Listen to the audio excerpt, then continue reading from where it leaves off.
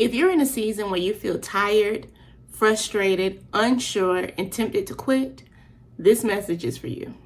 Hey sis, welcome back to Her Persistence, where your faith gets fueled and your fight gets stronger. I am Shalita Danielle, and today we're going to be diving into godly persistence. So if you are new here, or if this is something that you're interested in, go ahead and hit that subscribe button. I would love to have you join us. All right, let's get started.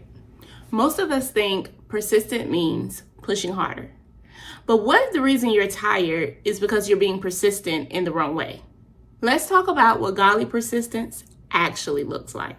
So there is a scripture that really explains exactly what godly persistence is. And it's Hebrews 10:36. And we're going to read it together. So it says, you need to preserve or endure so that when you have done the will of God, you will receive what he has promised. Now, let's break this down slowly because this verse explains persistence better than anything else. So the first thing this verse tells us is that perseverance is required. It's not optional. It's not based on how we feel. It's not dependent on how fast things change. It is required. Perseverance means continuing even when it's uncomfortable, unclear, and emotionally draining. So how can you persevere practically? Well, first, you can decide that quitting is not an option. Next, stop waiting to feel motivated to obey. And thirdly, you can create faith habits that you can use on hard days. Remember, consistency builds endurance, not intensity. So godly persistence isn't about pushing your own plans harder. It's about staying obedient, even when it doesn't make sense. God doesn't lead through chaos. He leads through clarity and peace. So quick testimony. So for 11 years, my husband and I have been trying for a baby. We have been unsuccessful. And in the beginning, it was very draining. I questioned God a lot. Like, why is this happening to us? Why can't I have a child? I questioned my strength as a woman, who I am as a woman. I had some really dark moments. But I think through consistency with believing God to keep his promises, I endured. I kept going. I had to find strength to remain consistent in him. Not because I knew that he can do it, but because he has kept promises before. I had to dig back, like, if God pulled me through this, I know he can get me through this hurdle, this storm. And so persistence isn't really about how strong you are. Because there are plenty of times I felt weak and I wanted to give up because I'm not pregnant yet and reading a test every month, and it just snatched everything out of me when I saw a negative. That didn't define who I was as a woman and as a believer. But it strengthened me to be consistent in believing who God was and who God is. And so perseverance really isn't about our feelings. It's about being able to get back up, get yourself together, and keep going because there's still life to live.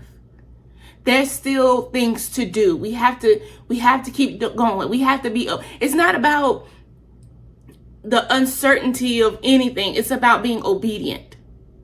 We still have to obey God. We still have to obey his will.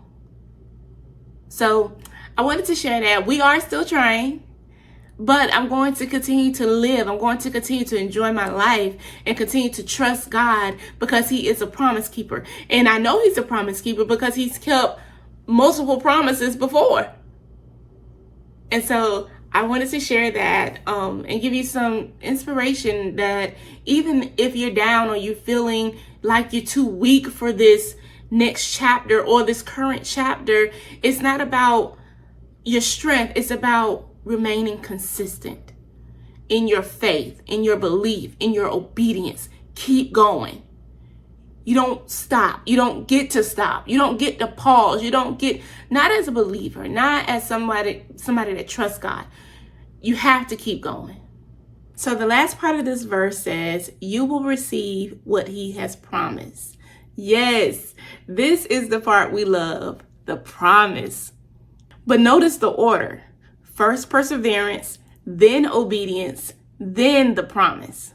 God's promises are often delayed but not denied. And delay doesn't mean God is withholding. It means he is preparing. So how exactly do we wait without losing faith? You ever hear that statement that God may not be there when you want him, but he will be there on time? That is such a true statement. It's so powerful because there could be things that we are praying for that we want right away. We want it right now. We want to see the results right now, but we are certainly not ready for it at the time that we want it. That's why God's promises is always on time. It's always when we need it the most. So here are a few tips on how to wait without losing faith. First, stop putting deadlines on God. That's basically saying wait on God to do things in his timing. So the next tip is measure success by obedience, not outcome. Thank God even before you see results. This is where faith comes in at. Faith is seeing it without even, or believing it without even seeing the results of it, without seeing it happening at all. You have to have faith in this walk. And persevering and being persistent, you have to have faith. And last, trust that development happens in the waiting. Trust that God is building your character while you're waiting for the next season in your life. Trust that God is preparing that position for you. Trust that God is preparing way for that business that you want. You have to trust the development. So godly persistence versus worldly persistence. Worldly persistence says push harder, force it, make it happen. Godly persistence says stay faithful, stay obedient, trust God with the outcome. If this video spoke to you, I want you to give it a thumbs up and comment below, I choose obedience. And remember, persistence isn't about doing more. It's about staying faithful where God has planted you.